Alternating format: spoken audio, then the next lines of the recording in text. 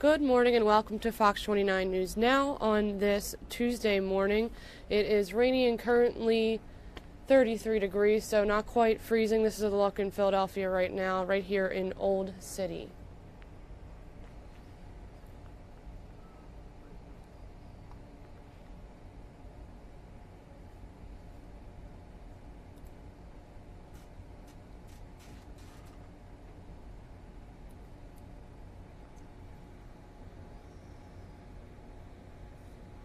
Well, the Weather Authority reports that snow, ice, and rain are to be expected today in round 2 of wintry conditions. Yesterday was the start. We saw some snow over the morning and throughout the night.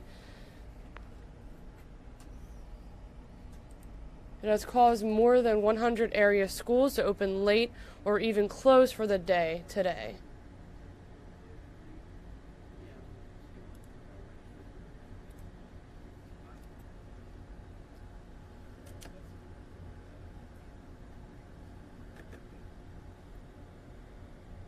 Depending on where you live, the second system that passed through overnight brought snow, rain, or a wintry mix. No matter what kind of precipitation you woke up with this morning, expect your morning commute to be impacted.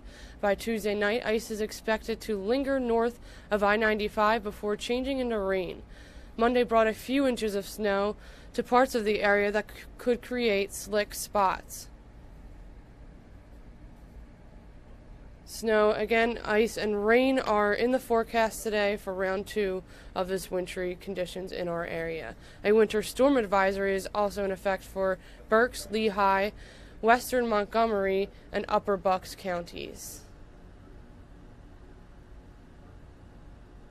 Let's take a look at our northeast USA temperatures.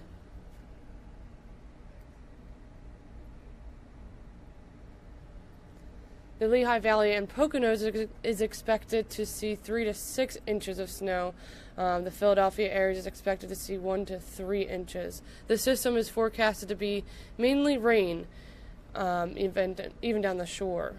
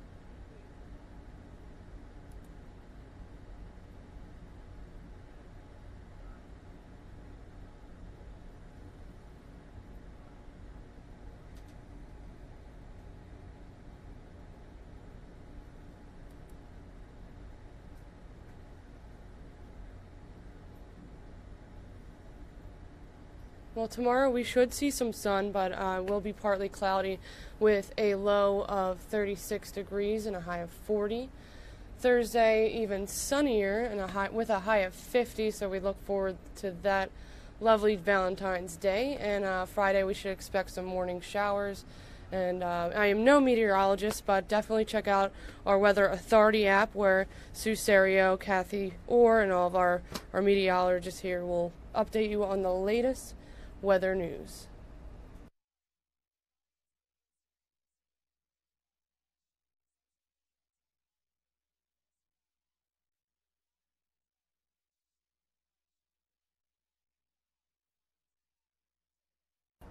Here's a look out in Reading, Pennsylvania, where you still see some snow on the ground and roads are quite icy, so we do encourage people to be safe and take caution in the surrounding areas.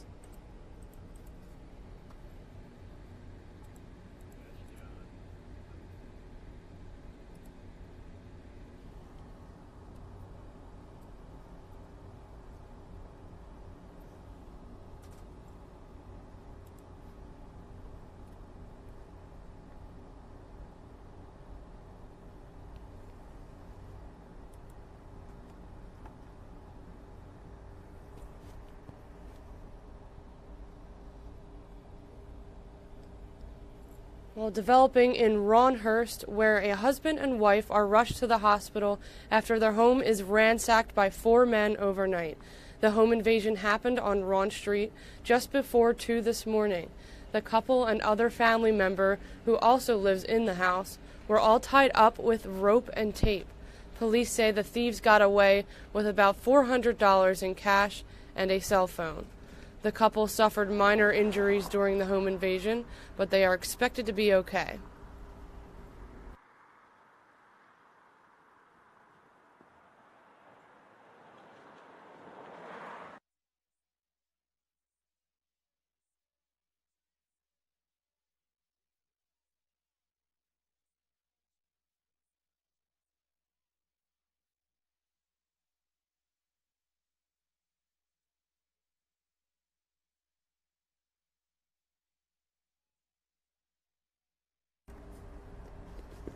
Well, months after Philadelphia police found a man's badly decomposed body, they're still trying to identify him.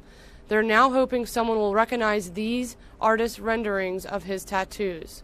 Police found his body wrapped in 2 blankets, including an Eagles blanket, on the 7900 block of Penrose Ferry Road in southwest Philadelphia in August of last year. If you think you know his identity, please call the police.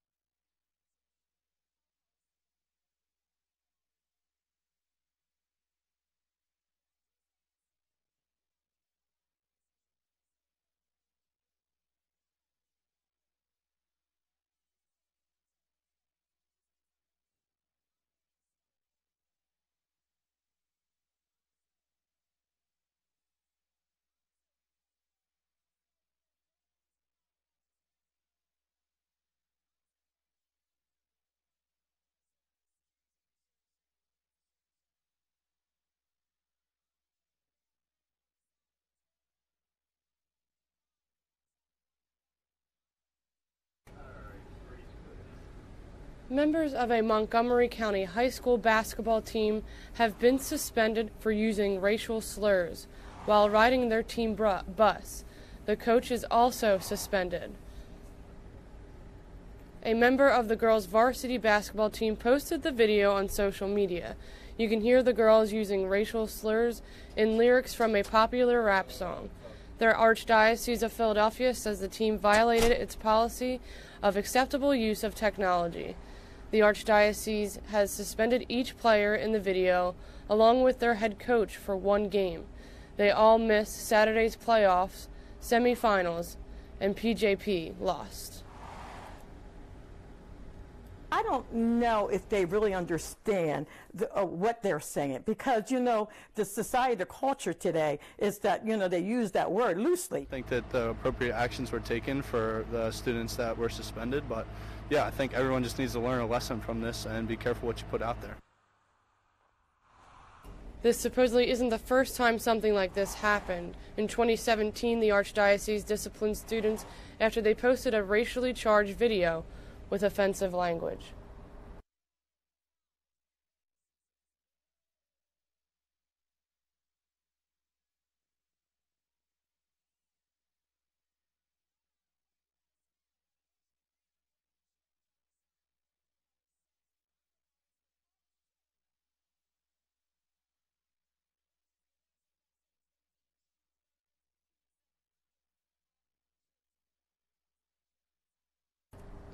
Students at LaSalle University are fed up after feeling like their questions about safety are going unanswered and aren't being taken seriously. There have been 7 off-campus incidents involving students this year, 3 thefts or attempted thefts, and 4 robberies, 2 of which were at gunpoint. Last night, school leaders organized a meeting after students started an online petition that received 2,000 signatures, calling on the campus to address safety concerns. But students say no solutions were given.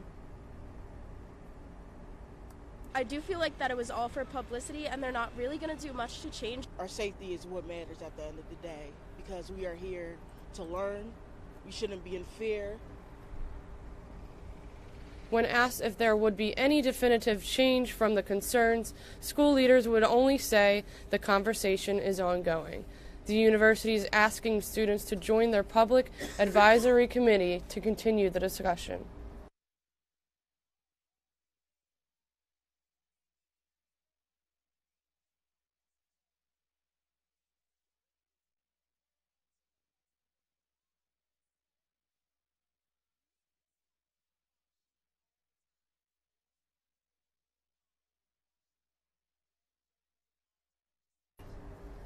In Bucks County, police are looking for the people who vandalized an elementary school's field while riding dirt bikes and quad riders. It happened last month at Tawanka Elementary School in Feasterville, Trevose. Police released images yesterday showing the quads and dirt bikes leaving behind damaging tread marks. Police say the riders eventually took off in the Oakford section of the township. One parent of the school says the entire community should be concerned.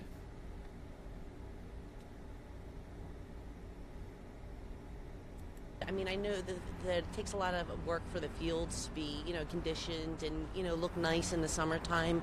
And so they might not think much at the winter and that they're not ruining the field. It's also a disturbance of the quads and the bikes with the noise in the neighboring houses because everything's very close. The houses are close to the school. Police say it's unclear if the riders are men or juveniles.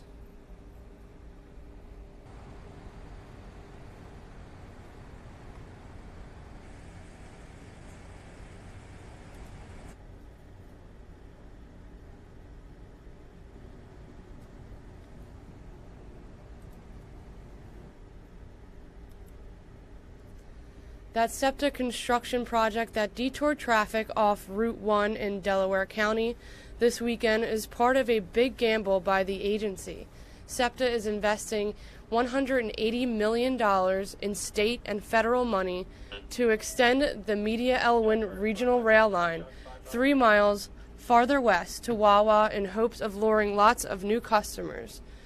The new station's biggest attraction, 600 parking spots for commuters. I'm thinking, 1,500 people. It's going to take a little bit of time to get there. 1,500 new riders. New riders at every this day. location. And if you think about it, that's a lot of people. Really makes a difference to me, yeah. You're counting the days? I am. I'm looking forward to it. It won't happen overnight. SEPTA's new Wawa station won't be up and running until 2021.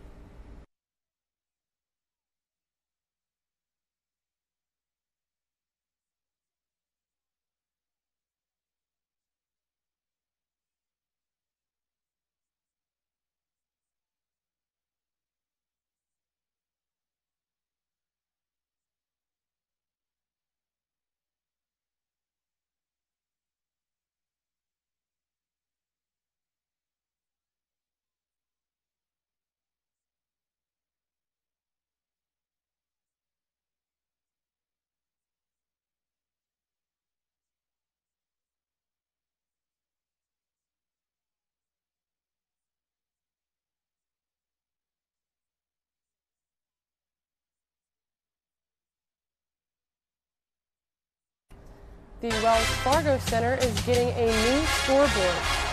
Check this out. The new scoreboard can transform into different shapes. It's going to light up the Wells Fargo Center starting next season.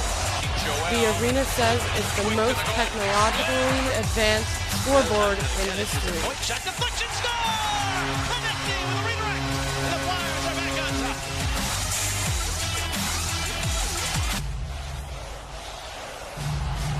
It's called a 4K kinetic screen, and this is all part of the ongoing Transformation 2020 renovation project.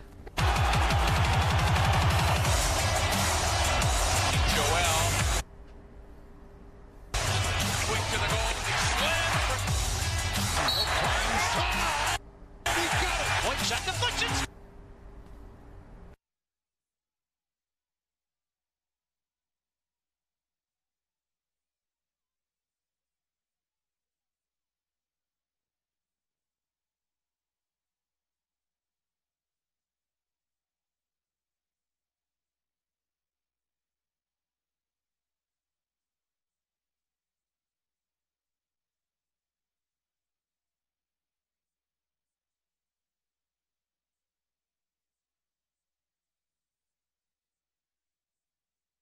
And coming up in just a bit, the Committee on Public Health and Human Services hearing about guidelines for reporting child abuse will be coming up shortly.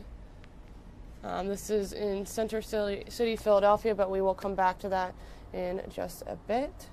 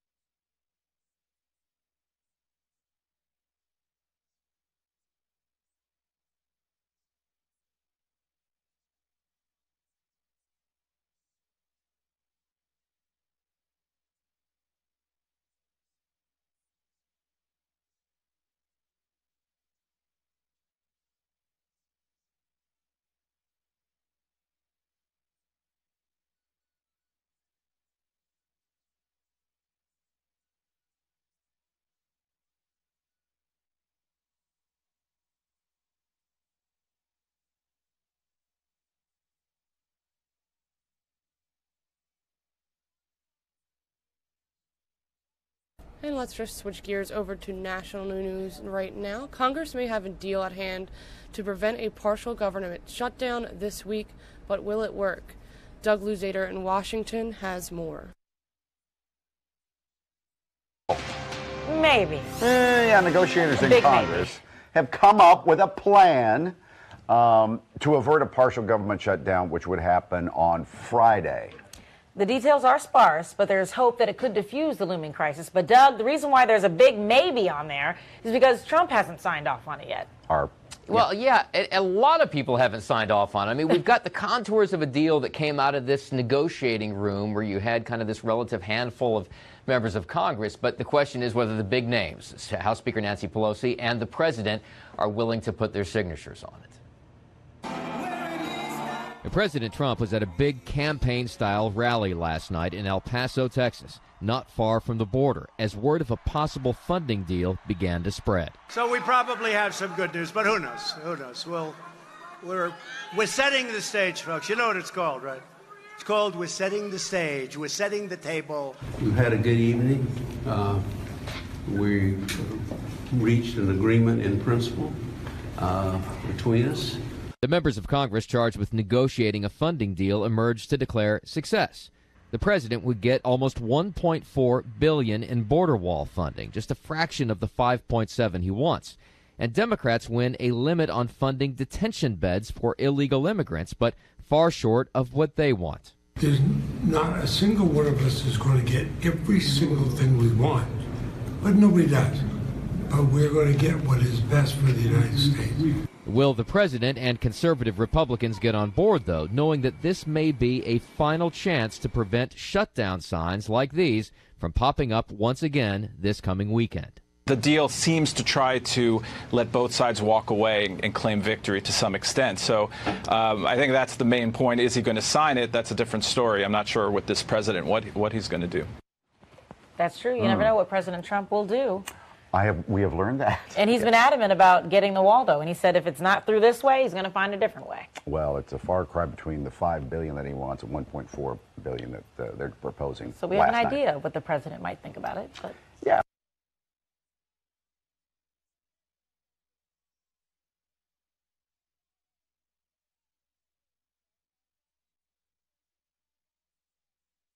Last night, ahead of Friday's deadline, the president held a rally in El Paso, Texas, a city he mentioned during the State of the Union. Also holding an event, there was former Texas Congressman O'Rourke, a Senate candidate last fall and possible presidential rival in 2020. Fox News correspondent Marianne Rafferty has the details.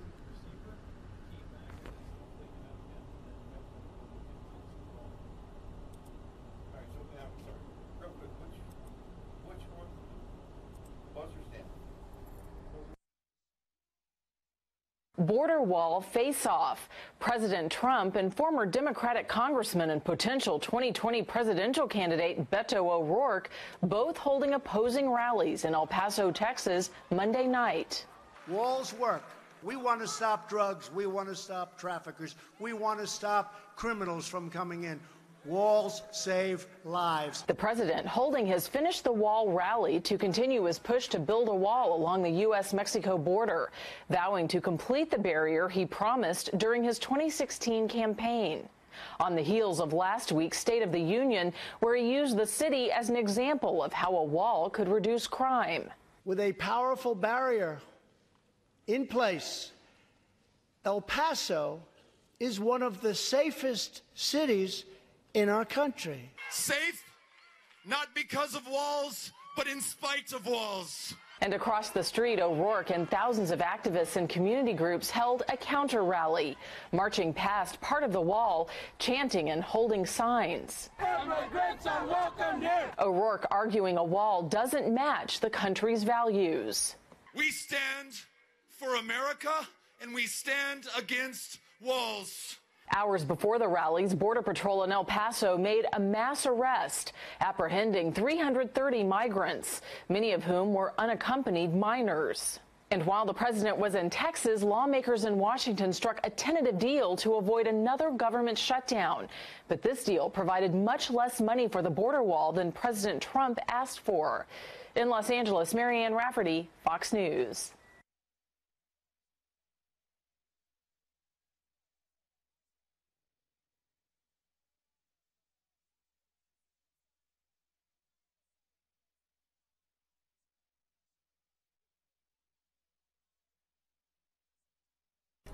With 18 months on the clock, Tokyo is on track to complete its Olympic venues before the Games opening. The Tokyo Metropolitan government is holding a media tour to showcase its new facilities for the 2020 Olympics and Paralympics. The construction is 70% complete and is expected to be finished by next spring. Aside from the Olympic and Paralympic Village, the Tokyo government is building 8 new competition venues for the Games. The arenas include the Kansai Canoe Shalom Center for canoe, Ariake Gymnastics Center for gymnastics, and Tokyo Aquatic Center for swimming. Organizers say the construction work is on course, with most of the facilities to be completed by this year.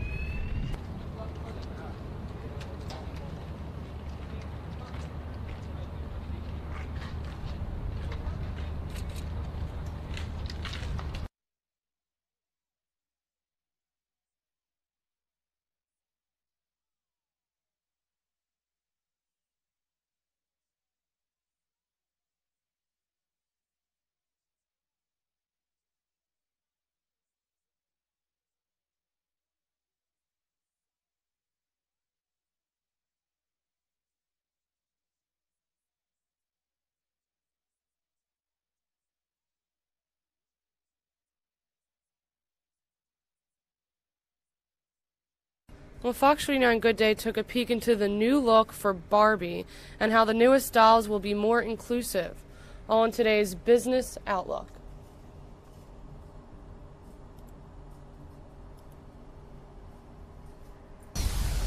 Hey, it's 7:24. A new line of Barbie dolls coming to stores, and it promises to be more inclusive. The dolls are going to feature all kinds of... Yeah, let's let Tracy tell us. Okay. We're going to tell her story. Tracy, what are these dolls like?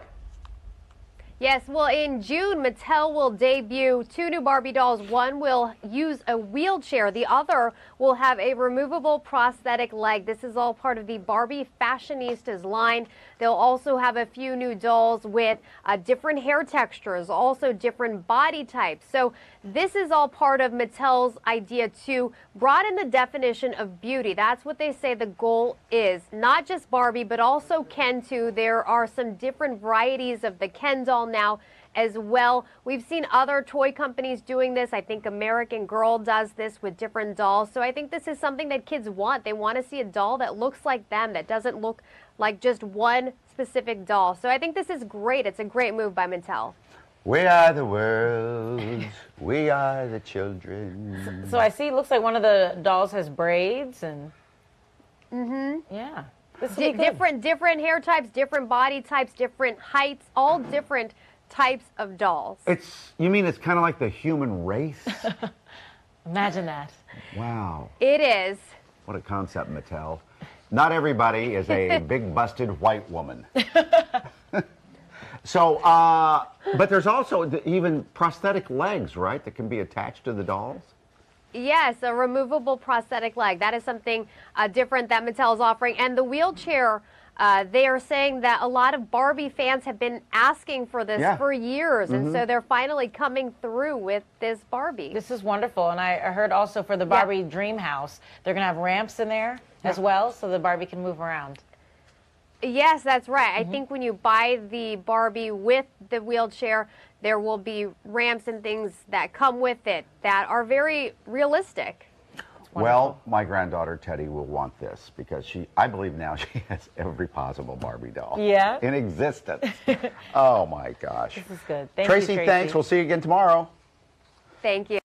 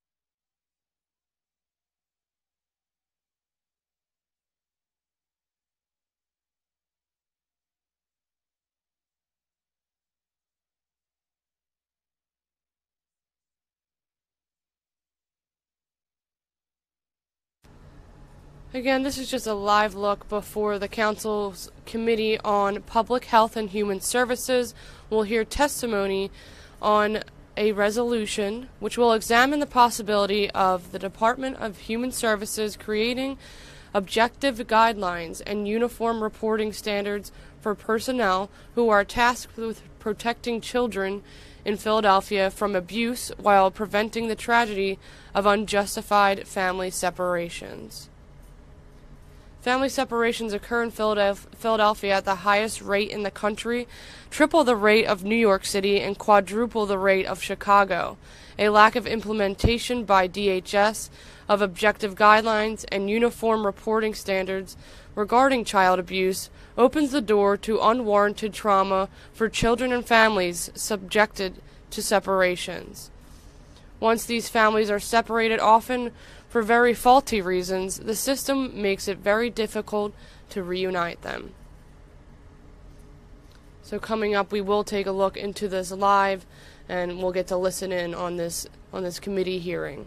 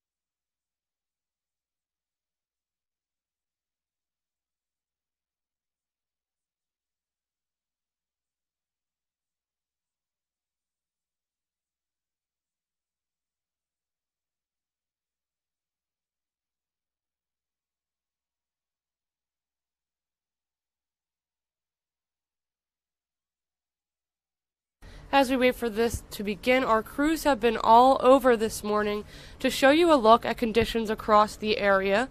Our birthday boy, Steve Keeley, spent much of the morning in Allentown, where they might be seeing the worst of it.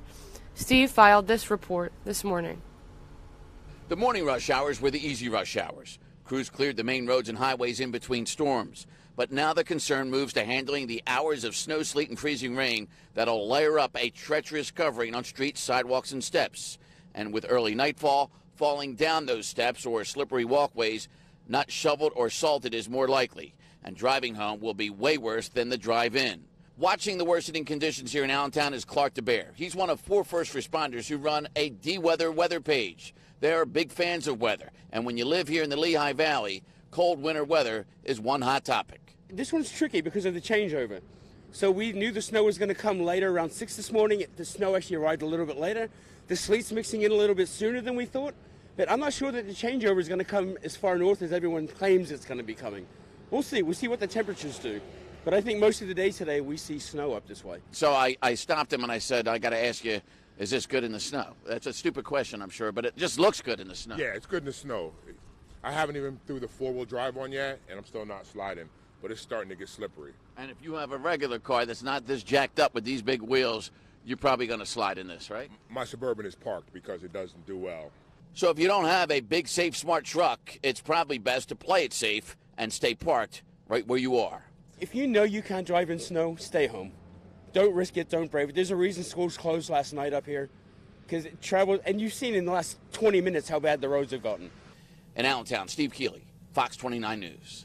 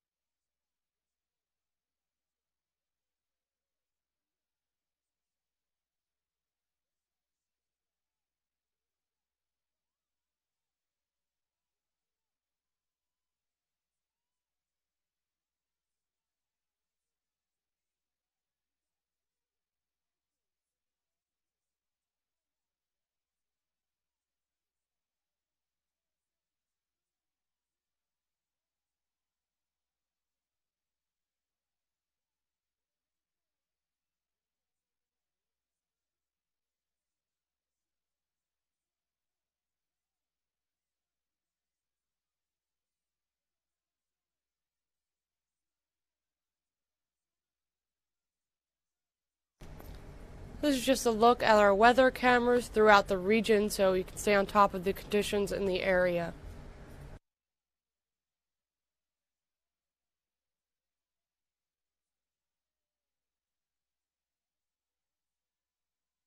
If you have any pictures of your area that you would love to send us, please just contact us on Twitter, Fox29Philly.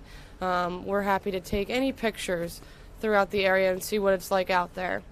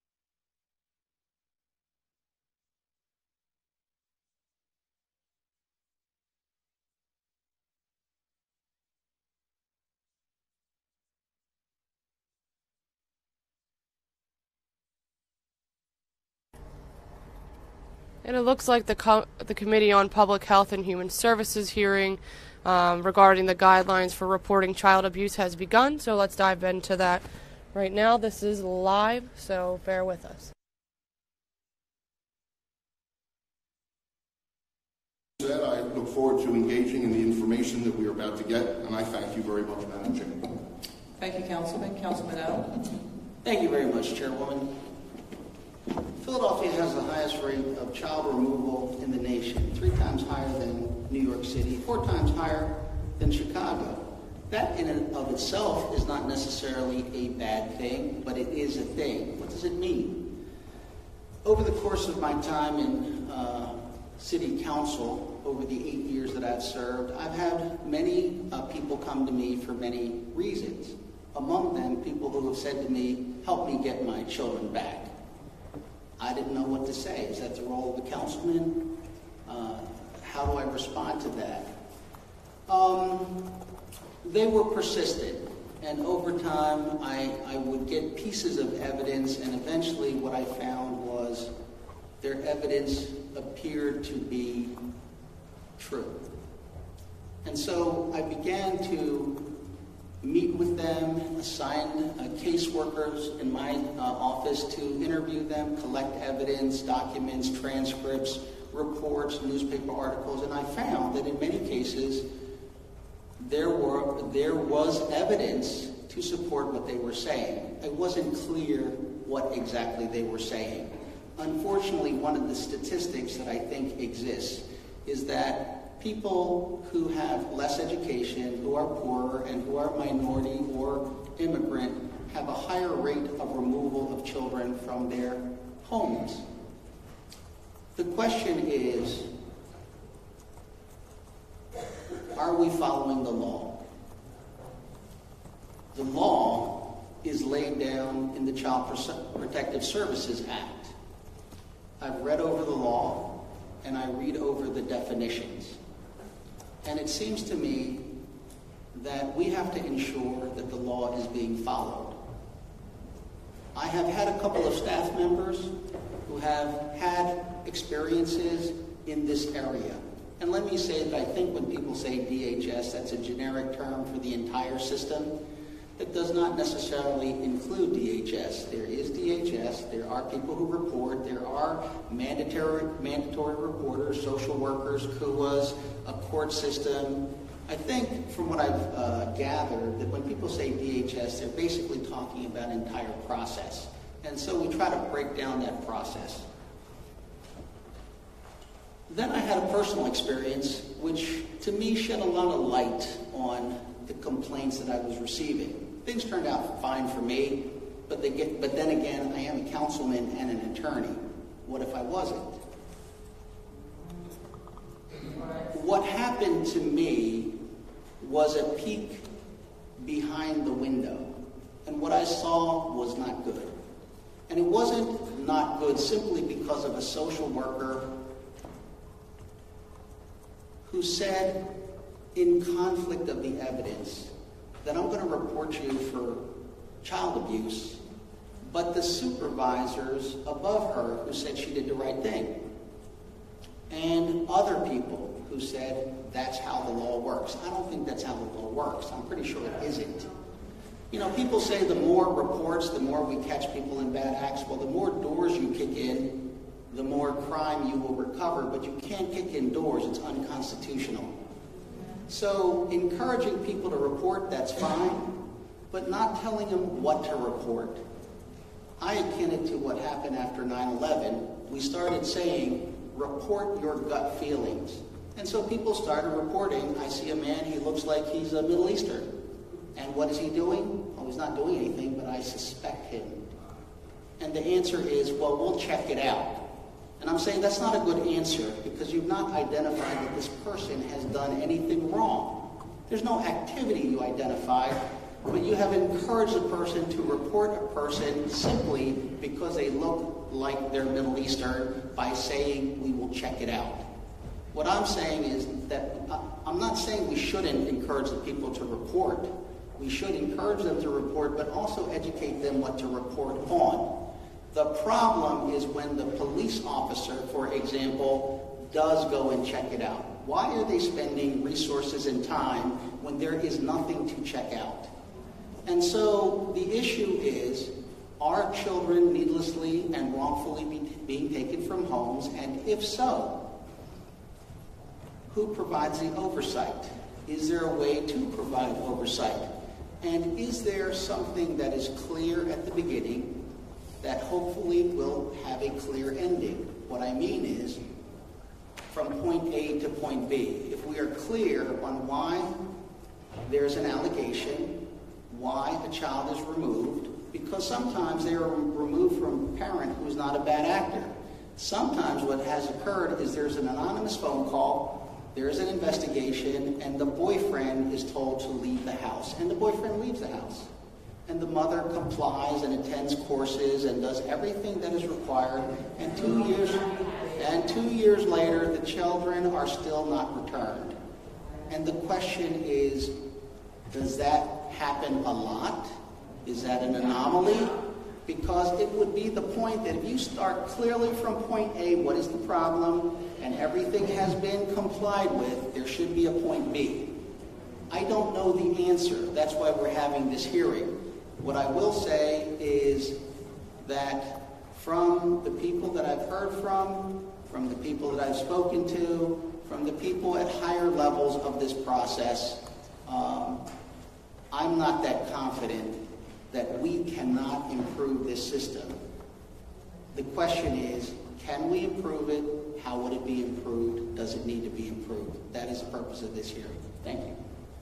Thank you, Councilman. I also want to acknowledge before we begin our testimony, we've been joined by Councilman Derek Green.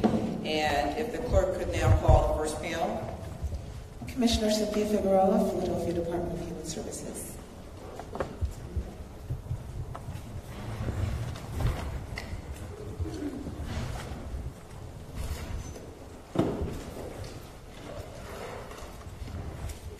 Good morning. Good morning. Please state your name for the record and begin your testimony. Good morning. I'm Cynthia Figueroa, Commissioner of the City of Philadelphia's Department of Human Services. With me here today is Kimber Ali, Deputy Commissioner of Child Welfare Operations. Thank you, Chairman City Bass and the entire Committee on Public Health and Human Services for the opportunity to provide testimony today. DHS is here to respond to Resolution 180707, which calls for hearings to discuss lowering the threshold of reporting suspected child abuse and for Philadelphia County to develop its own guidelines. The Philadelphia Department of Human Services is licensed by the State Department of Human Services, and we are required by law to follow the state law Child Protective Services, which governs reporting and investigations of child abuse reports. Philadelphia County cannot create its own guidelines. Only the state legislature can make changes to the law. Child abuse reporting requirements are set by the state law and the Child Protective Services law. It clearly outlines what constitutes as child abuse and who is a mandated reporter. Removal of children from their parents' care can only happen by a court order and is restricted to situations of emergency removal because of imminent risk and clear necessity under the Juvenile Act and very well-established case law. Our mandate is child safety. I want to personally take a moment to thank the amazing work of our DHS social workers and providers. I also want to thank DC 47 for being with us here today. They are the everyday superheroes. They are the ones who see children who've been brutalized and victimized by adults. I'm grateful for their support and for protecting Philadelphia's children. There's probably perhaps no other time in our nation's history where it's been more critical that we listen to children. Nearly 160 victims testified against U.S. former gymnastics Dr. Nassar, sentenced to 175 years in jail. Closer to home, the Pennsylvania grand jury report on allegations of sex abuse by more than 300 priests with thousands of victims. This is another example of adults protecting adults who harm children. In our own state, adults fail children victimized by Jerry Sandusky. The lessons learned from this tragedy helped to strengthen the state's child abuse reporting laws. It created a clear pathway for medical practitioners to provide information to county child welfare agencies when abuse or neglect is suspected. It also expanded the role of school employees as mandated reporters. Pennsylvania state law reflects Philadelphia's shared value that this will not happen again. When abuse occurs in the home, it becomes even more important that we listen to children in our lives. As a society, we have the opportunity to protect children, to change their life outcomes, and to help parents create safe homes. As a community, we play a part in keeping children safe. I'm happy to answer any questions regarding the rate of removal or clarity around the inaccurate data that's been provided to council. Okay, well, thank you for your testimony. Are you testifying as well? Yes. Okay, all right. I want to recognize Councilman Greenlee. Thank you. And also, I want to recognize the presence of Councilwoman Gill. Councilman Greenlee. Thank you, Madam Chair. Good morning, Commissioner. Good morning. Just so I understand the charts that you provided here in our handout, I see so fiscal year 2018, there were 19,325 families reported. That was complaints of some sort that were put in. And 739 families with children removed, so roughly. It's 3.8%.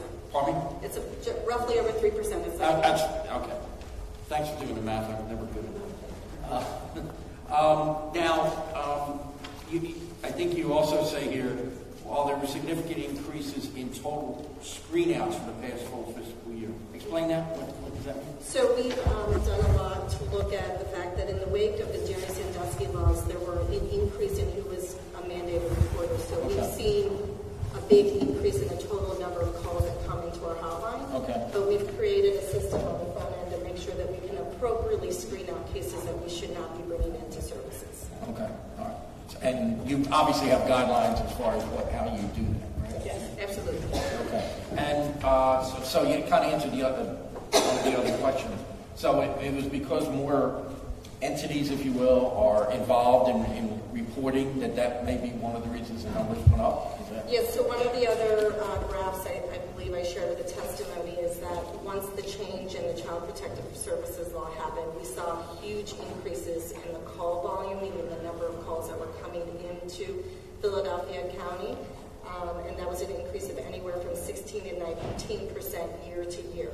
Mm-hmm. Increase in calls. Now, in your professional opinion, is that a bad thing that calls have increased, or do you see it as more awareness of the public? I think it's clear that there's more awareness. I think folks have gotten more sensitive, and I think as things have evolved over time, people are recognizing that if there is something that they witness or see or hear reported by a child, that their obligation to report that. Okay, and I guess the whole phrase about err on the side of caution is probably the best way to... Well, I think that for the concerned citizen, the message is to err on the side of caution, and then it's our responsibility to make sure that we do everything we can to investigate and determine whether or not there's any information that would lead to believe that there is abuse or neglect. And I guess the seriousness of what you find is how quickly action may be taken too, right? That's correct. Yes. Okay. All right. And one last thing. The 3% for fiscal year 2018 as far as families removed or children removed as far as reported, is that consistent over time, even though the numbers have increased? So we've actually improved. So as I was stating, when we first had the changes to the Sandusky laws, we had a higher percent. So in the last fiscal year was 4.3, this year is 3.8. So we're seeing improvements, and in overall we have less kids in our care than we've had in previous years. Okay. I know all the folks have a tough job to do, so thank you for all you put into it. Thank you very much. Thank you. Thank you, Madam Chair. Thank you, Councilman. Councilman Yes, thank you very much, Chairwoman. You stated the incorrect information in the resolution. What is incorrect? So I said the statement about the data, we have the 3 times the rate of removal, that's incorrect. The resolution is incorrect because it's not legally valid. We can't actually change locally the guidelines, and it's very clearly set forth. So the other issue that's outlined in the resolution is that there isn't clear guidelines, when in fact there is actually very clear guidelines in the Child Protective Services law what constitutes child abuse. What is reasonable suspicion? So a reasonable suspicion. Please state your name for the record. My name is Kimberly Ali. I'm Deputy Commissioner for Child Welfare Operations at the Department of Human Services. So when the law talks about reasonable suspicion, what it is asking, it asks first mandated reporters, so those are reporters at social workers, medical professionals, therapists, school personnel, anyone who has direct contact with children. What it's asking them to do is collect some information. So collect information from the child, the family, in terms of what happened. So what is the information that's presented before you? It asks for you to do an observation in terms of, again, the information that is presented before you and what do you see and what do you hear. And then what it says is that you are to call in a report to the Department of Human Services to allow the professionals at the Department of Human Services or any county agency to make a determination whether or not abuse actually occurred, whether or not there's enough evidence for an investigation to occur. So if someone says, I'm reporting a man, he's African American, he has a red beard, is that reasonable suspicion? No, it isn't. So this is among the first times someone has very clearly said, no, it isn't, because everyone else that I spoke to said, yes, it is. The reason, Councilman, I said no, it isn't, is because you did not make an allegation of abuse. So the mere fact that an African American has a red beard does not constitute abuse nor neglect. A child was playing basketball. He fell down in front of 50 observers. His father rushes over, took him to the hospital. The child has a broken toe. Now the person reports, and he's African American and has a red beard. Is that a proper report? Is that reasonable suspicion? What the hospital social worker would do is just gather information in terms of what happened. If father reports that was happening, if the child reports that that's happened in terms of him having an accident on the basketball court and hurt his toe, you have observers, then that would not constitute reasonable suspicion. That is an accident. Please don't speak out. We'll have time for additional comment. Yes. So very clearly, that is not reasonable suspicion. And anyone who reports something like that, that report should not be accepted. I mean, they can report it, but that report would be screened out. Right, and I just want to interject that part of the guidelines is that the abuse or neglect was constituted or occurred under the supervision or by an adult in their care. So it's not simply that there was an injury to the child because there was an accident. There was an injury to the child that may have been caused by an adult who was present at the time of the injury and may have been the person who resulted in that injury occurring. So could I respond by telling you that I have spoken to supervisors at hospitals, particularly Children's Hospital, great hospital, excellent hospital, and what I was told is that the social worker would be doing the right thing because their job is to simply report. They are encouraged to report off of their gut feelings. They're reporting that there was an injury and that they have a suspicion, even though there's no evidence, but their job is done. Now it is up to DHS. My response is that would be a lot of reporting. Doesn't that increase the time and expense that DHS spends waiting through that? And the other side of more reporting to catch more child abusers is more reporting that is unfounded, that puts people who are not at all been identified as child abusers into the lens of an investigation as to whether or not they abuse their children. How I would answer that, Councilman, is that a report to the hotline does not constitute an investigation. So when a report comes to the hotline, as you can see on the graphic, there were 19,325 families that were reported to the hotline. If you see the next graphic, 12,524 of those were investigated, families were investigated. There's a difference of about 7,000. The difference is that on the hotline, so Philadelphia Department of Human Services, we are staffed by social workers as well as master prepared supervisors, administrators, director, and we use a structured decision-making tool called Hotline Guided Decision Making that takes into consideration the Child Protective Services law. And what we do on the hotline is we gather the information. So we gather the information from the reporter. All reporters don't necessarily know what to say, what to ask, what to report. So we rely on our social workers, again, through this structured, guided process to elicit information from whoever the reporter is. Based on that information... This form? No, it's not. It's not a form. It actually is, first of all, it's electronic, so it's an electronic process. And it is, I can't tell you how many pages, but it's not one form. Okay. Yes, it's a series of guided questions in which the social worker on the hotline will ask the reporter. From there, we make a determination with supervisory approval as to whether or not we're going to accept the report for investigation. If it's accepted for investigation, it moves on to our intake. So that's represented from the 12,524. If it is not accepted for investigation, we close the report out right then and there. If there's a gray area, because sometimes things are not as clear cut, we have 24 social workers on the hotline and 3 supervisors. Again, they are master prepared supervisors that we call field screening units. For those situations in which it is gray, we dispatch a hotline social worker out to the home, have a conversation to make an assessment, and from there the determination could be either, again, to close it out, the report, and not pass it on to investigation, to safely divert it to our prevention arm, and those are the decisions that are made at the time. Right, objective guidelines. I think those are very, very helpful because even someone with a master's degree in social work, it helps them to have guidelines for uniformity's sake. Are those state-created guidelines, or is that the County of Philadelphia created guidelines? So the Child Protective Service law is certainly a state law, but the actual hotline guided decision-making is a Philadelphia County structured decision-making tool.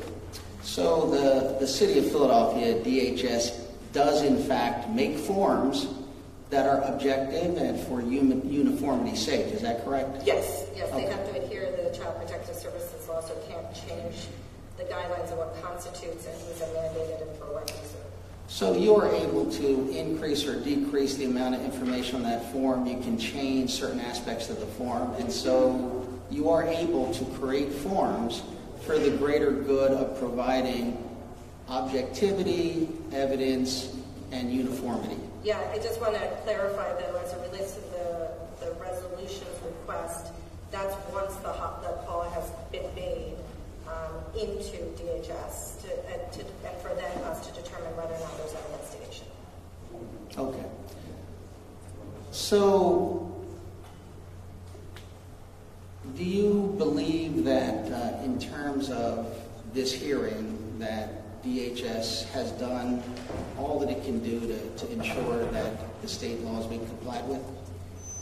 So we've done everything in the last to comply with the law because it's required as part of our licensing, and that we've actually overhauled in the last 2 years how we staff the hotline, the screen-out units that were mentioned by Deputy Commissioner Ali. So we've done a lot to make sure that we're reducing the number of investigations and reducing the removal rate of children into our system. How much did DHS spend on investigations last year? I don't have that figure off the top of my head. I'm trying to get it for you. Please do not speak out. Please do not speak out. Please hold your testimony. Do you know if it is over $100 million? Well, it's mostly personnel, so my guess is that it's probably somewhere in that vicinity. Are all your positions fully staffed? No, we have some vacancies currently. Do you have over 100 vacancies? I don't know the exact number. Okay. Part of what I'm looking for is the department understaffed? Are people overworked? Is there not appropriate resources? And if you could, if not now, at some point, provide that to the chairwoman, that would be very helpful. We're not asking people to do more with less. Yeah, I will say that it's an incredibly hard job, and the veterans who've been doing this for a long time will tell you it is definitely a calling, just given the magnitude of what they deal with and the stress on a day-to-day basis. So we do have turnover folks who have every intention to want to be engaged in this work, come into the work and realize that it's really far too much for them, personally, emotionally, or the stress of that. So since this administration has been in place, we have been working on a regular basis to recruit new staff for DHS, particularly as it relates to investigations and intake. All right, thank you. I do have one final question. In terms of KUAs, hospitals, and other mandatory reporters who are not trained, or even if they are trained, may not follow guidelines, may not even have guidelines. Is there a role for DHS appropriately funded to provide some type of guidelines or oversight, or do you feel there is no role? Well, I'll just take the first part. So there's actually really significant guidelines related to KUAs. They have to have a specific number of hours of training mandated by the state, and DHS offers that training. So what you're asking related to the KUAs already exists and happens on a regular basis, on an ongoing basis. And as it relates to hospitals, schools, they're all required to adhere to mandated reporter training, and that would be part of their oversight that's required. So I guess more specifically, I'm asking, is there any oversight of their compliance? In other words, how do we know that even if they take the training, they are performing their duties in compliance with state law? So as it relates to the KUAs, it's part of our licensing process. They look to see if our providers that we work with who deliver the case management work are adhered to their training requirements, and that's actually a pretty significant portion of the licensing state visit. Okay, thank you very much. I have no other question. Thank you, Councilman. Councilwoman Gill? Yes, thank you, Madam Chair. I'm just going to be very brief since I came a little bit late, and I apologize. First of all, I want to thank everybody in the audience who is coming out here today to share their stories. If we didn't have a chance to already read about them, I'm certainly going to be listening very carefully. I'm sure as all my colleagues are. In particular, I think one of the areas that we're looking at is the area around removal for poverty-related neglect. Those are very serious issues, and I know that we're working in partnership with DHS to ensure that loving families that are together who happen to lose their homes or cannot afford to put on utilities, that we are going to strive together as a city to prioritize your ability to stay together as a family. No one should lose their children because they lost their home. And this is one of the central reasons why we're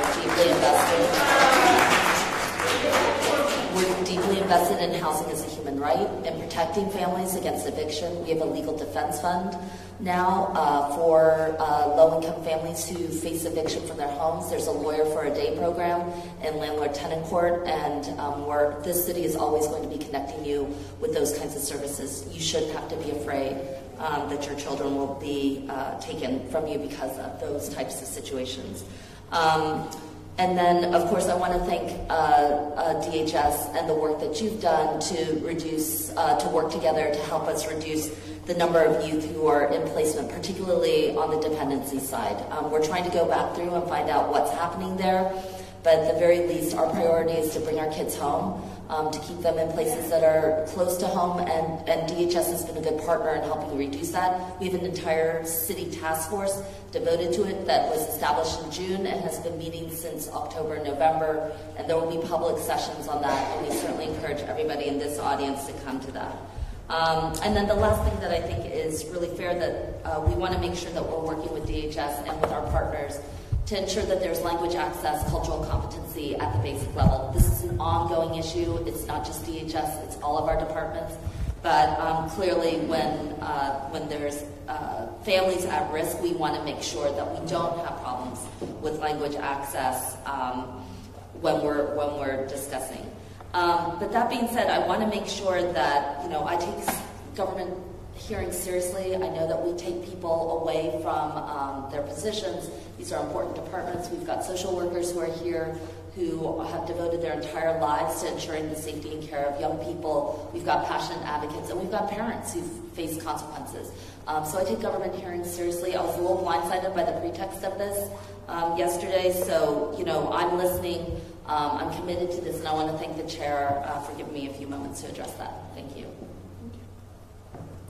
Thank you, Councilwoman. Any additional? Councilman Toggenburger? I do. Councilwoman Gibb, thank you for once again bringing up information on the task force. I think that task force has very, very important work. I, for one, would like to attend some, if not all, of the public hearings. I think it's important that people have a dialogue with our agencies, but I will be very clear. I'm not asking any questions on this, but a statement, and that is, it was asked, what is spent for investigation into children? I believe that children's lives are priceless, and we are responsible to take a look at the budget items, but that is one that I would not say, oh, we need to save money. That is one we need to help prevent death and harm to children. Children's lives are priceless, and I live by that. Thank you. Please hold your comment. Please hold your comment. We have 37 speakers, folks who have signed up to give public testimony, and we have about 2 hours in which to get it done. There's another hearing in this room at 1 o'clock. So we want to make sure that everybody is heard. So the way to make sure that everyone is heard is please sign up so that you can make your commentary as soon as we're done with this panel. Councilman O? I have no questions. Thank you very much. I'd like to. I do. Okay, Councilman Targan. I do have another question. That is basically, from the time there is suspicion of potential possible child abuse, what is the turnaround time for that investigation generally? So at the time there's suspicion, what the law says, so the state law says that the reporter has to immediately call in a report to the state child line number. They call in their report, and then in addition, they have to then provide a written response. The written response can come 2 days later, but their verbal is immediately. From there, the state will gather the information, and then the state passes that information on to the specific county. In our situation, we would get it at Philadelphia County.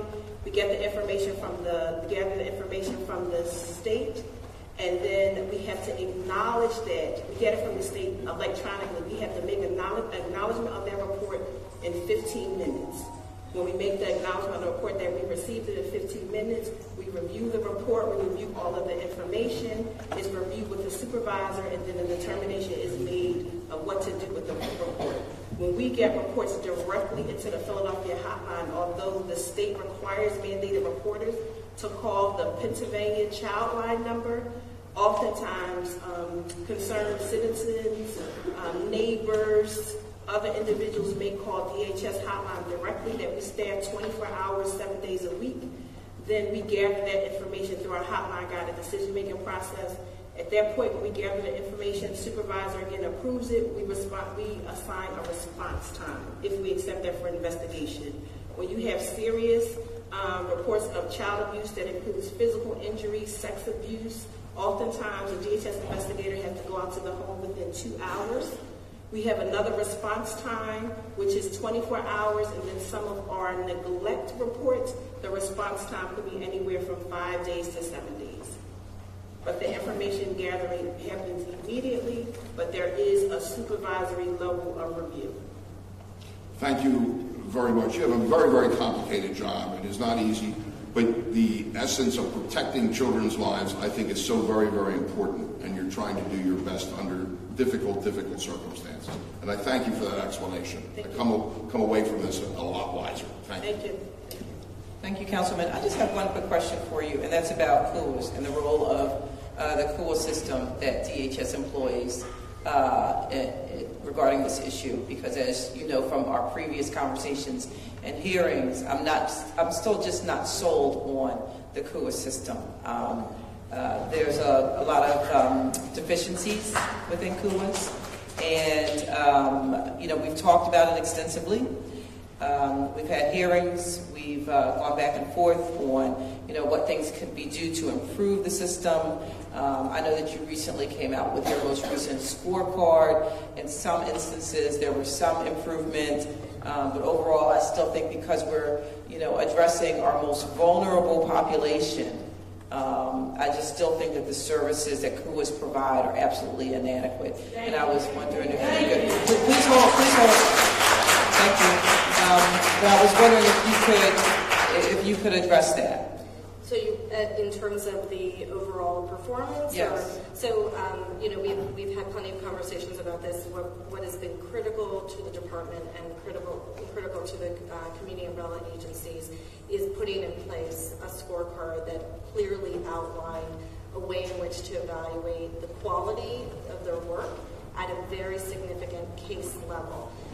And we've seen improvements in all of the domains and all the areas. I think you've made an excellent point, which is that not everybody is rating at the top, and certainly when it comes to our children, we want to make sure that everybody is operating in the best of their ability. And I've also talked about when we came in this administration, we were facing a lot of challenges. And one of the most significant things that we've done is to stabilize the system. The ability to reduce the number of kids in care, to screen out more cases, to bring the caseload rate down for CUAs.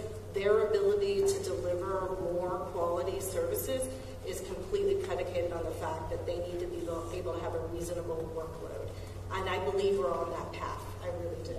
I just also wanted to add, just to make sure. State your name again for the record. Yes, Kimberly Ali, Deputy Commissioner for Child Welfare Operations. Just wanted to make it clear in terms of the removal power. It is DHS, so the county agency is the agency that has removal power. So CUA case managers cannot remove a young person from their home.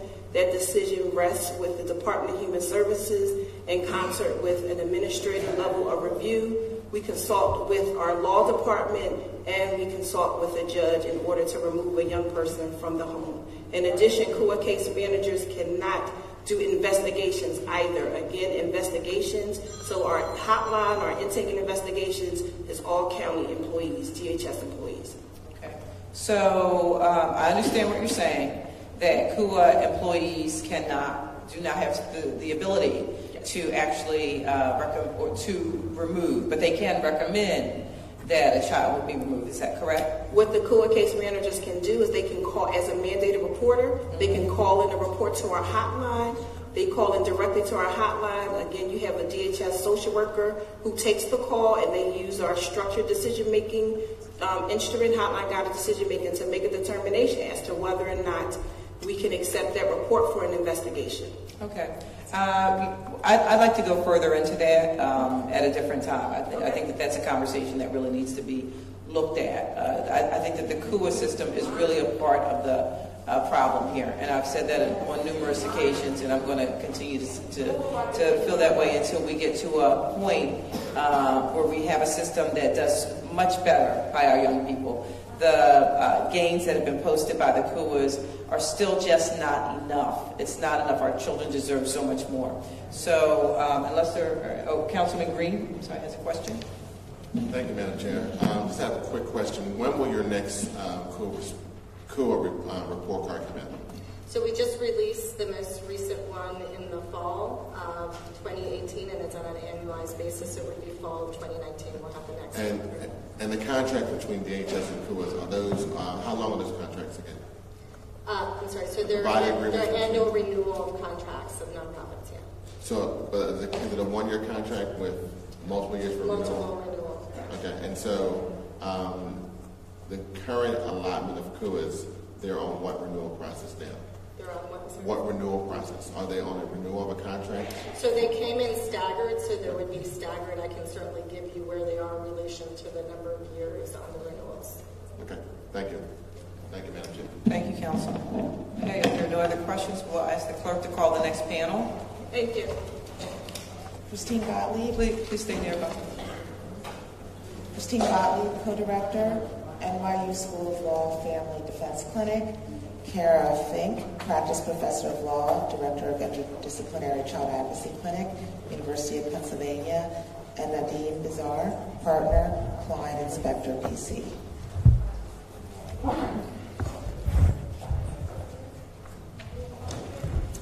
Thank you, everyone, for being here. I'm going to ask that you would stand state your name for the record before you begin your testimony. But I'm also going to ask, because of the number, we have just an extraordinary number of people who want to testify today, and we only have until 1 o'clock. I'm going to ask that you not reach your testimony. I noticed that Ms. Gottlieb, yours was extensive, and we thank you for that. And we have a copy. If anyone would like a copy of the full testimony, you can obtain it from the table over here to my left. But we are asking that everyone stick to about 3 minutes per person. We're going to have a little timer, and we would hope that you'll be able to get your testimony, and so that we have the opportunity to hear from everyone today. Please state your name for the record and begin. Thank you. Good morning. My name is Christine Gottlieb. I teach at NYU Law School, Child Welfare Law and Policy, and I thank you for the opportunity to be here today. I am not going to read. I do want to speak with you directly about this terribly important topic, and I want to say a couple of things. I can't do it justice. I would refer anyone who'd like to hear more to my written testimony, but I want to talk a little bit about the harms of current child welfare practices, and then I'd like to make 2 recommendations for ways that Philadelphia might think about addressing those harms and drawing from other jurisdictions around the country who are working on similar issues. Last spring, when at the borders, our country began separating immigrant families and taking children from their parents, whatever people's view on immigration policy was, there was not a single person who didn't understand that that was the harshest thing that you could do to a child. It's an intuitive understanding, it's a gut punch understanding that it is simply harmful to a child to take them from the security of their parents. Thank you. And I want to highlight that one of the things that came out of that discussion was that every major medical and sociological association that studies parent-child relationships came out and made statements about the scientific evidence that shows that harm that we know in an intuitive way. And I just want to tell you some of the words that those organizations, including the American Academy of Pediatrics, used. Because they talk not only about the emotional harm, but about the physical attributes of the kind of trauma that children experience when they're taken from their parents. And they talked about racing hearts, a rush of cortisol, adrenaline flooding young bodies. The American Academy of Pediatrics said that separating children from their parents contradicts everything we stand for. It creates toxic stress that creates irreparable harm, disrupting a child's brain architecture and affecting his or her short-term and long-term health. And even short-term separations, the scientific evidence shows, do these things. And all of those effects are there when we take children from their parents because of child protective concerns. Now, some children do need to be taken. We all understand that. But we need to understand and make real that we only do it when it is absolutely necessary. And I think that although the law in Pennsylvania is that it requires clear necessity, as is the law in every jurisdiction. We use different words, but every jurisdiction requires that it only happen when it's absolutely necessary, and what we know around the country is that unfortunately it happens when it is not necessary. Philadelphia does have the unfortunate distinction of having the highest family separation rate in the country. And the way we can know that some of those separations are not necessary is that there is not a single piece of evidence that shows that a Philadelphian is more likely to abuse their child than any other person in the country. And that means there's a disconnect between what we intend to be doing and what we actually are doing. And I want to say that while the separation is the worst possible harm, the investigation itself can be harmful, it's invasive, it's intimidating, and it can be extremely stressful emotionally and physically, not only for the parents but for the children. And so we need to talk about the harm of the investigation as well. 2 recommendations for ways to think about solving these really tough problems that we face. And the first is that it requires a shift in professional culture at the Child Welfare Agency. It is not something that can be addressed through one policy, one statutory change. There are no quick fixes. It does take a commitment at every level, from the commissioner through middle management to the front lines. I need to tell you that Philadelphia is not going to be able to make the improvements I know it wants to unless that's a long-term sustained commitment. It is something that requires understanding that making a policy is not changing practice, that training is necessary, but it's not enough. There has to be accountability in addition to training. And it means that the decision makers, that's in the legislature and in the executive branch, need to listen to the parents who are most directly affected, because they are the ones with the most information about how their families, their children are being affected, and they need to be brought to the table. I know my time is... We're over time. But your testimony is fantastic. I really do appreciate your testimony. The thing is, I really want to be fair to everyone. I really want to be fair.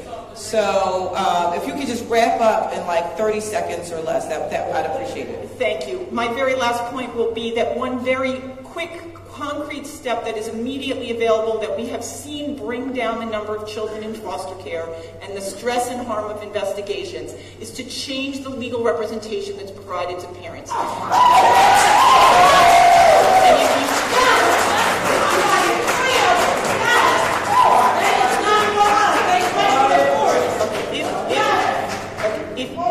In 2007, New York City began providing multidisciplinary, that's social worker, parent advocate, parent attorney working together, and it has brought down the number of children in foster care. I know there are some terrific attorneys in Philadelphia. The Bar Association calls on community legal services to train lawyers around the country, but they're not able to provide the kind of representation that's needed. And I would urge you, the federal government has just announced at the end of 2018 that they will match funding for this kind of high-quality parent representation, and I would urge Philadelphia to take advantage of that. I think that, I always appreciate when we have folks who come and who testimony and who give testimony and who don't just, have their own comments, but have suggestions for this body. So I really do appreciate your suggestions and ideas, and I'm sure that that's something that we could follow up on. If we could have the next panelist state your name for the record and begin your testimony. We are going to be at 3 minutes. Okay. Thank you.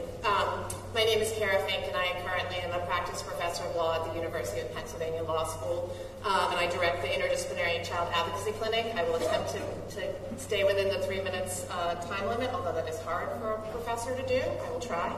I appreciate the opportunity so much to present testimony. I want to talk about my colleague Christine's testimony as well, because I actually was one of the people who started an interdisciplinary and parent representation practice in New York City and the Bronx, which had a very high rate of removal similar to Philadelphia's. And I now have represented both parents and children in the Philadelphia child welfare and family court systems for the past 6 years. I have seen firsthand the critical role that preventive services, high-quality legal representation for parents and children, and interdisciplinary practice can play in safely reducing the number of children in foster care, providing services for families where out-of-home placement is required under the law, and promoting overall family stability and, more importantly, child well-being, a focus which we need to pay more attention to.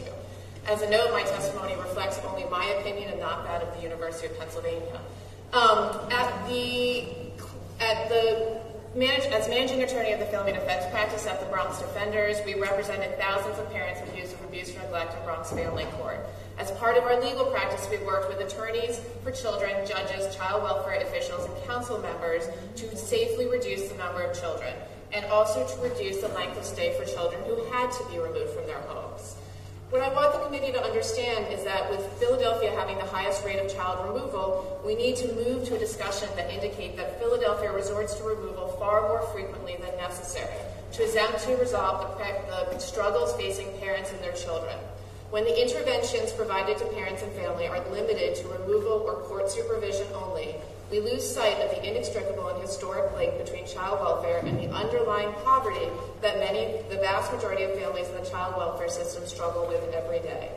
Initially, it may seem preferable to err on the side of caution, divesting caseworkers of their obligation to assess and identify whether removal is warranted, and tasking family court with the review of every situation.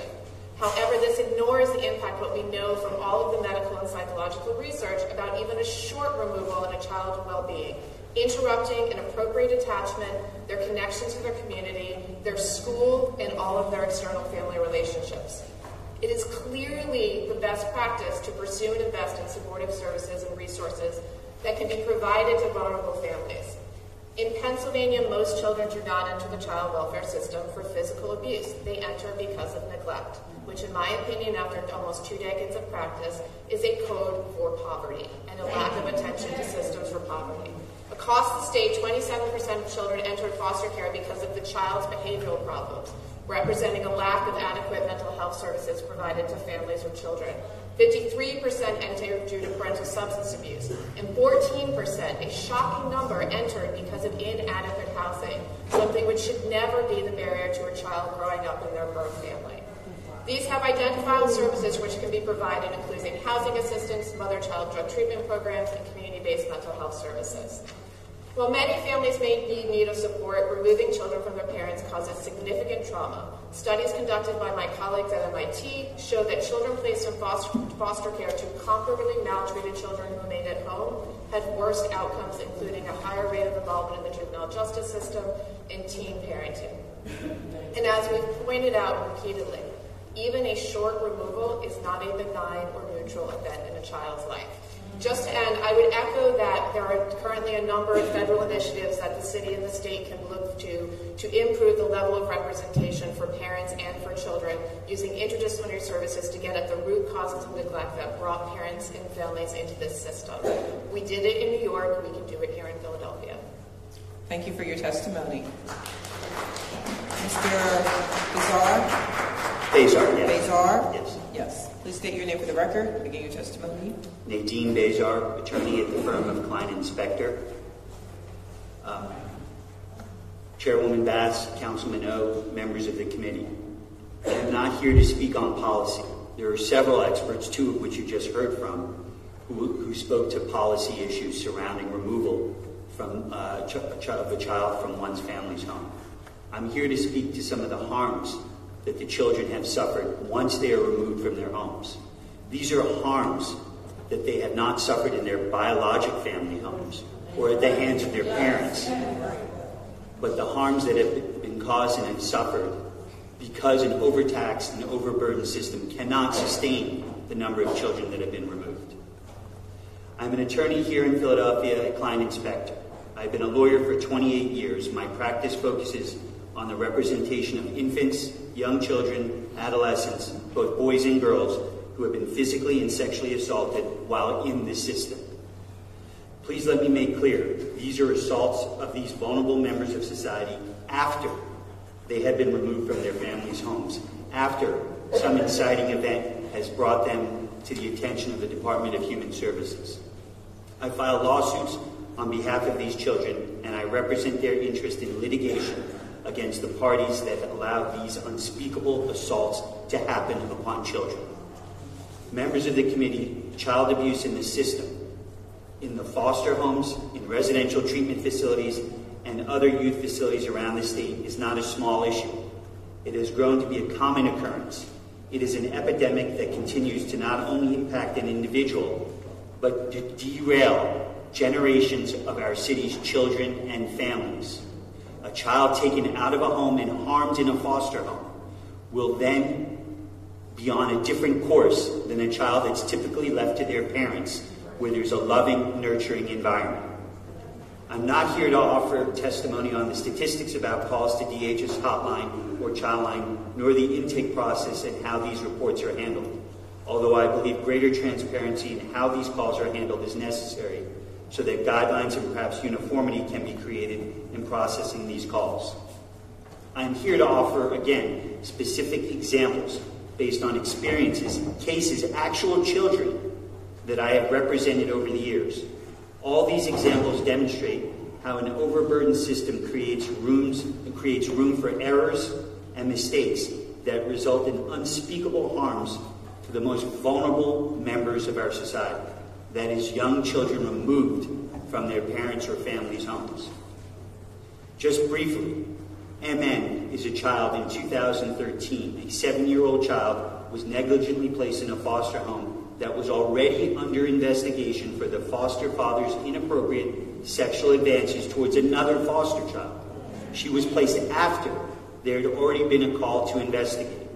It should be noted that this home was actually approved as a foster home despite having a history of the foster parents' own children being involved with DHS, a weapons charge, a drug charge, and being closed by another agency. After the sexual assault of my client, and to be graphic, that is a middle-aged 50-year-old man who forced himself upon his 7-year-old child to perform oral sex. After the sexual assault of my client came to light, a safety plan was put in place that requested that the family be further educated in what constitutes appropriate discipline. That is absurd. Just briefly, I represented the teen victims of sexual assault by a staff member at the Wordsworth facility, and I understand that that facility has been an issue before this panel, or before this committee, I apologize. These assaults are allowed to occur even after other staff members observed and reported that the late 20s male staffer was inappropriately interacting with numerous female residents, all of which were emotionally vulnerable and had a past history of life experiences that made them more vulnerable to a sexual predator. And this staff member had access to those records. I won't speak to Ethan Akula, whose name has been in the news on an ongoing basis because I am sure the committee is familiar with that child. Another situation involves a 5-year-old who was sexually molested by another young boy who had been sexualized because of his own being molested. So what we're talking about is 2 young kids placed in a foster home together. The older boy was placed in the same home as this younger boy without advising the foster mother of the potential danger and a record that indicated that this child should not be placed with vulnerable children. Again, a matter of resources, a matter of communication, a matter of disclosures. Finally, DS involves a child who sustained a skull fracture after his mother with mental health issues and limited parenting abilities, who had already had her rights terminated with 2 other children, jumped from a 2nd-story window with the child in her arms. Prior to her jumping, without proper notice, this family's file was closed by the Child Welfare Agency, despite all the risk factors that clearly presented as a danger to this child. The child spent the better part of the next several months recuperating in a hospital and is on his way to healing, but will never be the same. Unfortunately, I could go on for hours, and I understand I've even surpassed my 3 minutes, with the stories of these types of harms. The point I wish to make is a simple one. The system is overburdened. Given the tremendous number of investigations, mistakes will be made. These mistakes will result in poor supervision of the on-the-ground case managers who cannot fully do their jobs because of their caseloads, and an overburdened foster care system that will retain unqualified foster parents because the already qualified foster parents have no more space in their homes. There's no great mystery here. An overburdened system will break, and mistakes will be made. These mistakes will result in the assault and injury of our most vulnerable population, children that have been separated from their families who need us the most. And these children are getting harmed at times more so when placed in the system than what they left behind in their loving homes. Thank you. Thank you for your testimony. I am going to ask Commissioner Figueroa to return because I would like for her to address some of the comments that we just heard.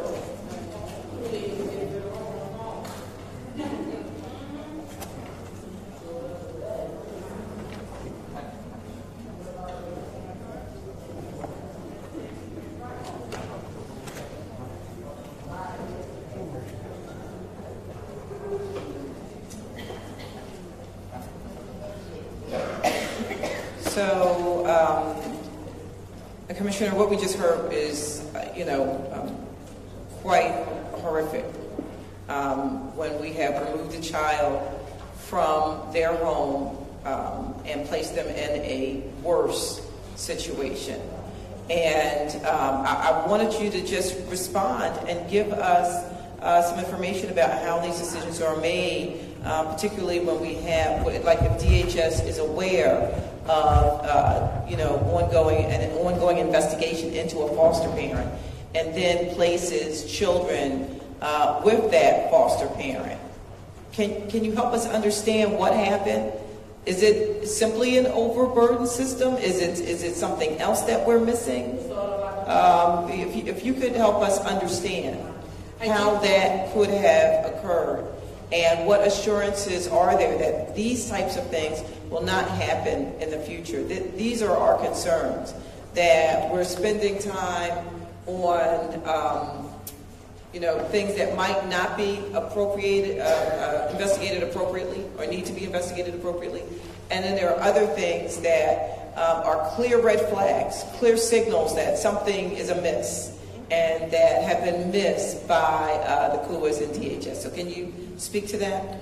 I can say that any indication of any abuse or any harm that happens that's brought to her attention is investigated. I think you're correct. The examples that were shared are horrific.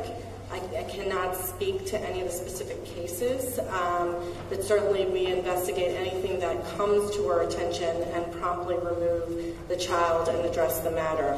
We don't license the foster care agencies. We do work with the state closely on the investigations related to those homes and ensuring that there is not the reuse or the connection to any of those individuals who caused harm to the youth. In terms of saying overburden, I think we talked about this in the earlier part of my testimony, which is that we were overwhelmed for quite some time, and I think we're still at a place where we do have caseworkers that have large numbers and not the ideal caseload, but we're moving closer to an appropriate caseload rate. What's the average caseload? What is the appropriate caseload? So the state level mandate is about 20 families per, our commitment is to get to 1 to 10, and right now we're at about 1 to 11. Okay. If you could, are there any additional comments to speak to what has happened once these children were placed?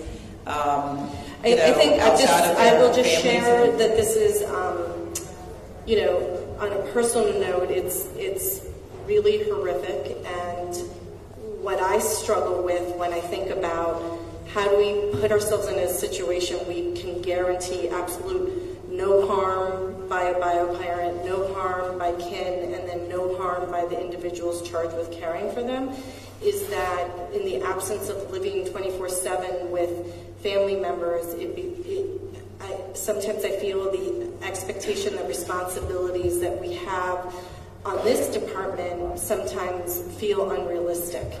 And the question then becomes, how do we use everybody in the community and all systems to support us?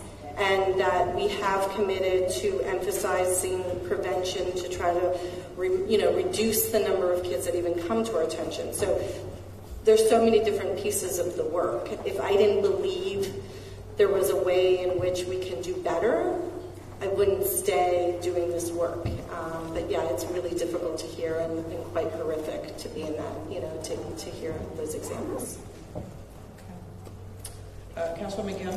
Thank you very much. I also wanted to express thanks to the first two testifiers. I did want to let them know that the city and DHS, again, are really seriously taking a look at what's happening with how we're reducing the number of young people who are being referred. It's one of the reasons why we fought to put social workers in our public schools. We've now doubled the number of social workers in schools so they can provide services to families and to the entire school in a whole care setting rather than in a targeted, trying to find out what the problem is with an individual family. It's meant to bring families in and provide supportive services. Again, this is not something that's going to be solved through a hearing. I think that we've made this really clear. DHS is already on a pattern to reduce the number of children. We obviously are not doing it quick enough or fast enough. So that's why we pulled together a task force, because we're working on this not in one hearing. We're going to work on this for months. It was something I cared about before I came into City Council. It's something that we're doing as in partnership with a lot of different agencies. We definitely need the people in this room to keep us on that track. And the last thing I wanted to say is it's important for folks to understand that when these things come to our attention, we will shut it down. Wordsworth does not exist for a very good reason. As soon as those things became clear, we shut that contract down. We closed down Glen Mills when it was clear that kids were being abused there. There is no tolerance on my watch or anybody else's watch for especially institutions who get contracts and hurt children, or when children are hurt on their watch. We are going to look out for them. We are going to protect them. At the same time, we have DHS as a partner in this. We are going to need both the partnership of all of our different city agencies, including our social workers and our families, to bring this system back to where we need it to be. So I just want to be careful that there are examples of horror stories that have brought me to my knees, just staggering. And they tear at us, and I will go to sleep not thinking about those young people. And we've got a big system to go through. We are committed to doing it. I'm glad and appreciate the fact that all of the people who are here are passionate about that, and we're going to bring the system into line as fast as we can. So thank you. Thank you, Councilwoman. Okay, thank you for returning. If we could have the clerk read the next panel, come forward. Richard Wexler, Executive Director, National Coalition for Child Protection Reform. Pat Albright, Every Mother is a Working Mother Network. Pamela Robinson, President, DC 47, Local 2186. And Amanda Aquila, Social Work Supervisor, Philadelphia Department of Human Services.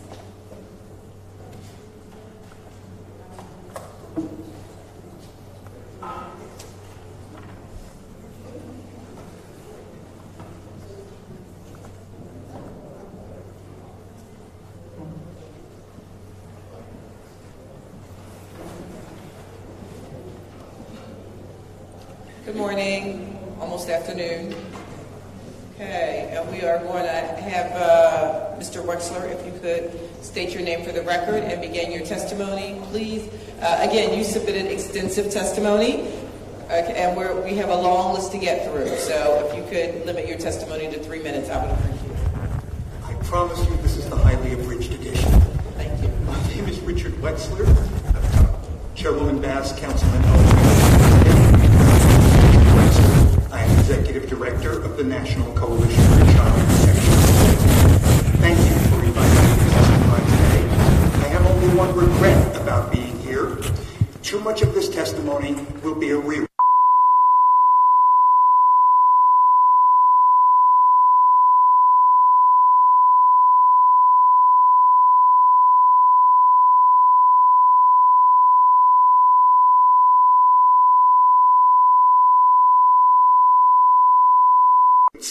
But it's still true today. And I ask no one to take my word for this. The long written testimony includes hyperlinks to all of the data. I invite people to click on the links and check it out. The written statement's available at nccprblog.org. There's a link to it. Now, yes, there have been horror stories in those other cities that take away fewer children. But as we all know, Philadelphia has horror stories too. So all that additional suffering inflicted on all those children needlessly taken from everyone they know and love is doing nothing to make children safer. We are not alone in singling out Philadelphia's obscene rate of removal. Consultants hired by DHS itself raised it as well. In a recent story in the Inquirer, Commissioner Figueroa suggested that counties would be, quote, going rogue if they issued sensible guidelines for mandated reporters of alleged child abuse. Now, DHS has a lot of gifted, incredibly dedicated workers. I had the privilege of meeting with some of them when I was here 12 years ago. And they have incredibly difficult jobs. But as an agency, it is DHS that has gone rogue. It has been a rogue agency for decades. And it is time finally to bring it under control. It's important to understand that the typical cases that dominate the caseloads of child welfare workers are nothing like the horror stories. Far more common are cases in which family poverty is confused with neglect. Other cases fall between the extremes. So it's no wonder at least 5 separate studies, 2 of them massive in scope, found that children left in their own homes typically fare better even than comparably maltreated children placed in foster care. So please understand, a member of this council, whom I see is not here right now, said that this was about the personal grief of the families. No, it's not. It's about the personal grief of the children who suffer from needless investigation and needless removal. And all this trauma happens even when the foster home is a good one, and the majority are. But the rate of abuse in foster care is far higher than revealed by official statistics, which involve agencies like DHS investigating themselves. Again, I don't ask anyone to take my word for it. Multiple studies have found abuse in 1/4 to 1/3 of foster homes. The rate of abuse in group homes and institutions is even worse. And you know, it's interesting. When a case does come to light, I'm sorry, you have to. Okay, what does DHS do? It rushes to court and gets a gag order so we won't know about it. But even that isn't the worst thing. The more that workers are overwhelmed with false allegations, trivial cases, and children who don't need to be in foster care, the less time they have to find children in real danger. So they make even more mistakes in all directions. And that's almost always the real reason for the horror stories. Don't let anyone tell you that family preservation and child safety are opposites that need to be balanced. That is the big lie of American child welfare. You can't have child safety without family preservation. The take the child and run approach makes all children less safe. Thank you. Thank you for your testimony. Thank you for your testimony. If we can have the next panelist state your name for the record and begin. Yes. My name is Pat Albright. Thank you for the opportunity to speak. I'm representing the Every Mother is a Working Mother Network. The Every Mother is a Working Mother Network is a multiracial, local, and national grassroots network of mothers, other caregivers, and supporters campaigning for resources and recognition of the social and economic contribution of caregivers. We got actively involved in the child welfare issue 12 years ago when we joined mothers who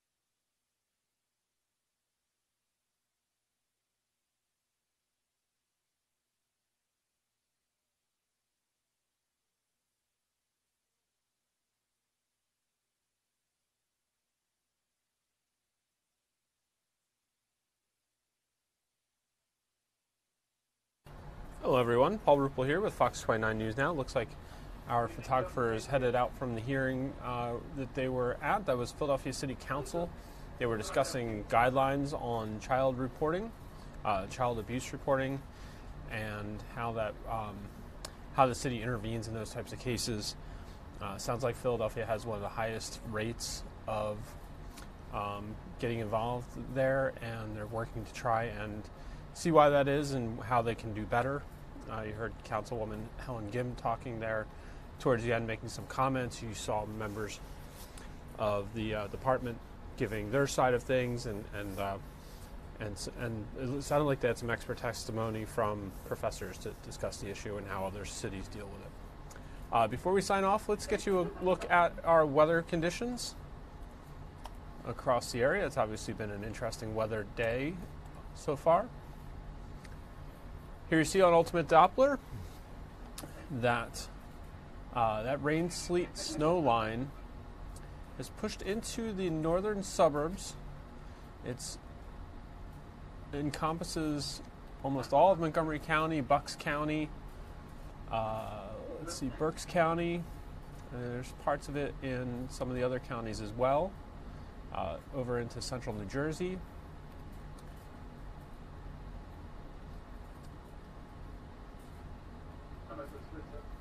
Let's get you a closer look at the radar here. Let's see over the last couple hours. A little bit of a slower progression too. And you get a little bit of the purple there that shows some freezing rain, I believe. Or that's probably the sleet, and then the pink is the freezing rain. So it's made for some messy commuting today. Here's a look at our current temperatures. We've warmed up to 34 in Philadelphia, 34 in Lancaster, 32 in Trenton, but you see above that, Pottstown, Reading, Allentown, you're in the 20s, and Mount Pocono, very chilly at 16.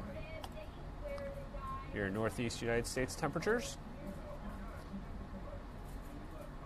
Warmest mark on there, 55 in Clarksburg, West Virginia right now, but you see it's 39 just a little north of there in Pittsburgh.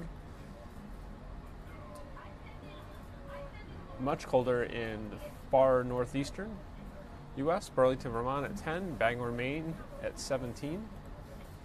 Here come your U.S. temperatures. You see Florida and Tampa both in the 80s. 64 in New Orleans, 58 in Houston, 40s on the West Coast right now. Some cold temperatures in the Plain States. Billings, Montana, 3, Rapid City, 7. Some 20s, 21 in Minneapolis right now. Here's the wind chill. It's making it feel like 25 in Philadelphia right now.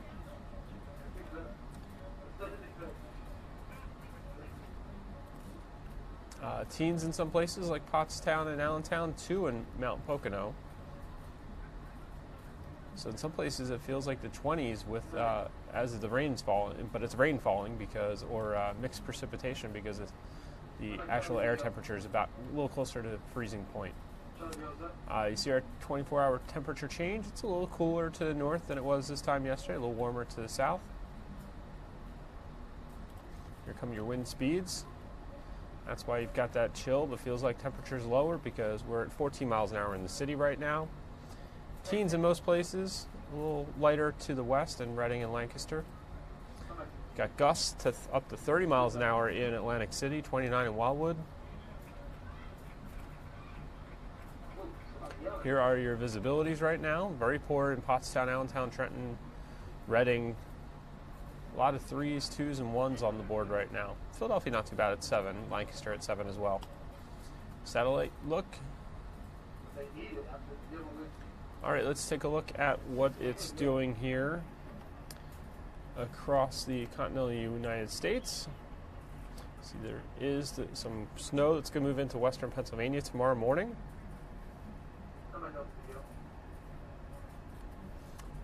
Here's a little closer look at Futurecast. You see, we have that mix of slop over much of the area for a while today. It's going to stay with us for a lot of the afternoon. I think this is why a lot of the schools closed in our area.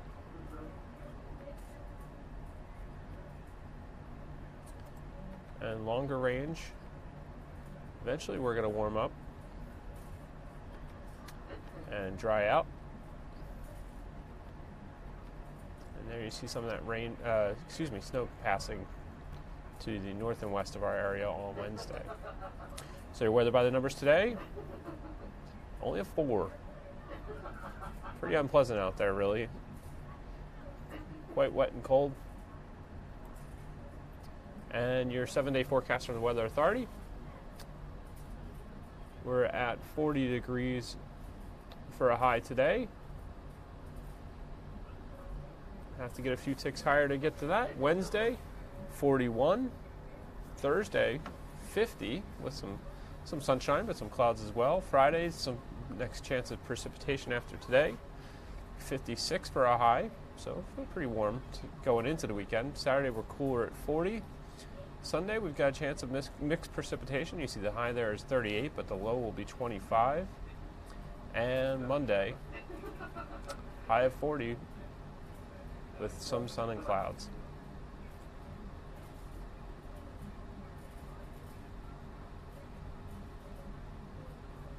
Take a live look outside our studios here. See the streets are clear, not much snow on the walkways either. Can be a little slick. There was some snow that melted off from earlier this morning and a lot of rain ponding on the roads.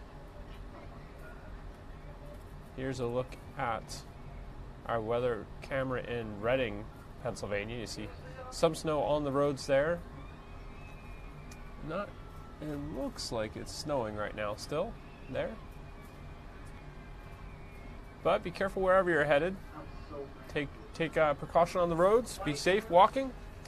I want to thank you very much for being with us today on Fox 29 News Now. We'll be back tomorrow at 10 a.m. after Good Day Philadelphia. Have a great day. We'll see you tomorrow, Wednesday. Thanks for watching.